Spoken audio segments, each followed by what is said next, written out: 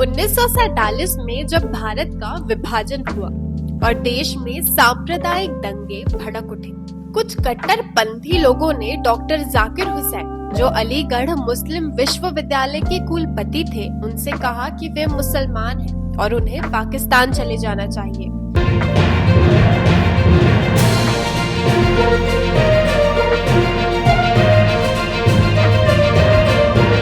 नमस्कार, मैं प्रियंका सिंह और आप देख रहे हैं द एसपी प्रेस।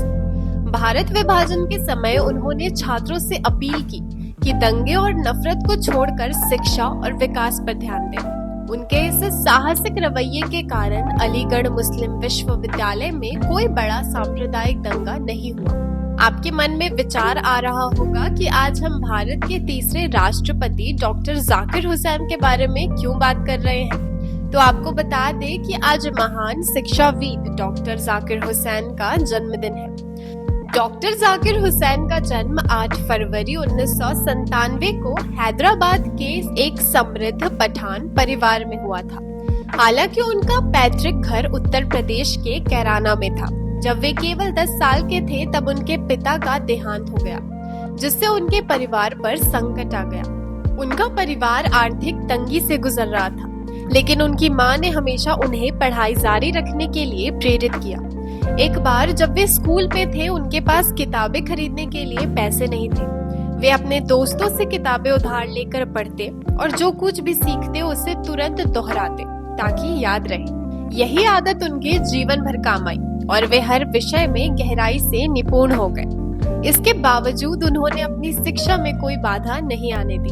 प्रारंभिक शिक्षा उन्होंने इटावा में प्राप्त की। इसके बाद वे अलीगढ़ मुस्लिम विश्वविद्यालय यानी कि AMU चले गए, जहां से उन्होंने उच्च शिक्षा प्राप्त की। लेकिन उनकी असली पहचान केवल एक विद्यार्थी के रूप में नहीं बनी, बल्कि एक क्रांतिकारी शिक्षाविद के रूप में उभर कर सामने आई। जब भारत में स्वतंत्रता संग्राम अपने चरम पर था, तब ब्रिटिश सरकार के अधीन चल रहे शिक्षण संस्थानों से अलग एक नया राष्ट्रीय शिक्षण संस्थान बनाने की जरूरत महसूस हुई। इसी उद्देश्य से 1920 में जामिया मिलिया इस्लामिया की स्थापना की गई। डॉक्टर जाकिर हुसैन केवल 23 वर्ष की उम्र में इस संस्थान से जुड़ गए और इसके निर्माण में महत्वपूर्ण भूमिका निभाई। उन्होंने न केवल इसे एक शिक्षण संस्थान के रूप में विकसित किया, बल्कि इसे भारतीय संस्कृति, स्वदेशी भावना और राष्ट्रभक्ति का केंद्र बनाया। डॉक्टर जाकिर हुसैन सिर्फ भारत में ही नहीं, बल्कि विदेश में भी शिक्षा के क्षेत्र में अपनी छाप छोड़ चुके थे। वे 1923 में जर्मनी गए, जहां उन्होंने बर्लिन विश्वविद्यालय से अर्थशास्त्र में डॉक्टरेट यानी कि PhD की डिग्री प्राप्त की। जर्मनी में उन्होंने शिक्षा के नवीन सिद्धांतों को जाना और समझा।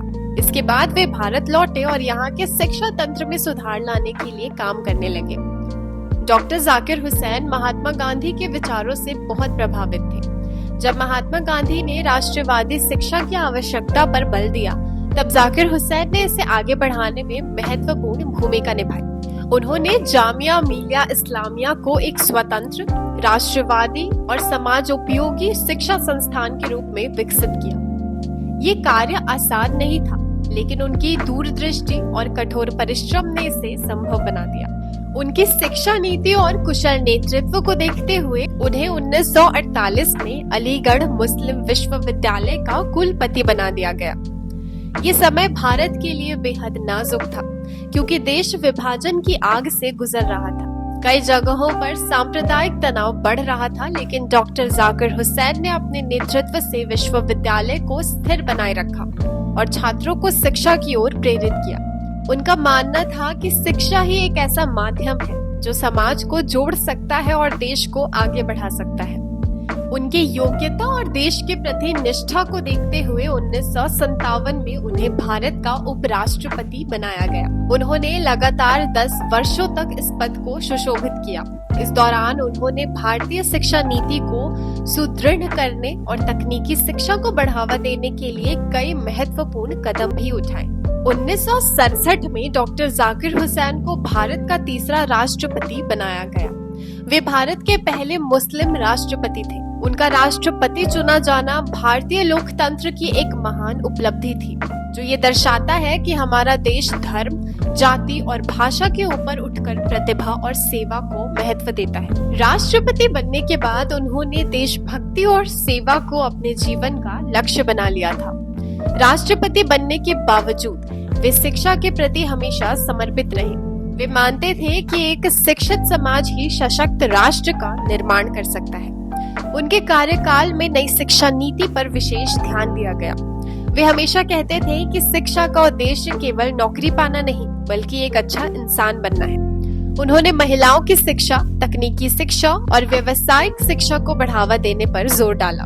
3 मई 1969 को राष्ट्रपति पद पर रहते हुए ही डॉक्टर जाकिर हुसैन का आकस्मिक निधन हो गया। उनका निधन पूरे देश के लिए एक अपूरणीय क्षति थी। वे पहले भारतीय राष्ट्रपति थे जिनका कार्यकाल के दौरान ही निधन हुआ। दिल्ली में जामिया मिलिया इस्लामिया विश्वविद्यालय परिसर में उनका समाधि स्थल बनाया गया, जहां आज भी लोग उनके महान योगदान को नमन करने जाते हैं। उनके योगदान को देखते हुए भारत सरकार ने उन्हें मरणोपरांत भारत रत्न से भी सम्मानित किया। आज भी डॉक्टर जाकिर हुसैन की शिक्षाएं और उनके विचार हमें प्रेरित करते हैं। उन्होंने हमें सिखाया कि शिक्षा केवल ज्ञान प्राप्त करने का साधन नहीं, बल्कि समाज में सकारात्मक बदलाव लाने का सबसे बड़ा हथियार है। आज उनके जन्मदिन के अवसर पर हम उनकी कार्यों को याद करते हैं और उन्हें नमन करते हैं। अगर आपको ये वीडियो पसंद आई हो तो इसे लाइक करें, शेयर करें और इसी तरह के और अपडेट्स के लिए हमारे चैनल द एसबी प्रेस को सब्सक्राइब करें। धन्यवाद।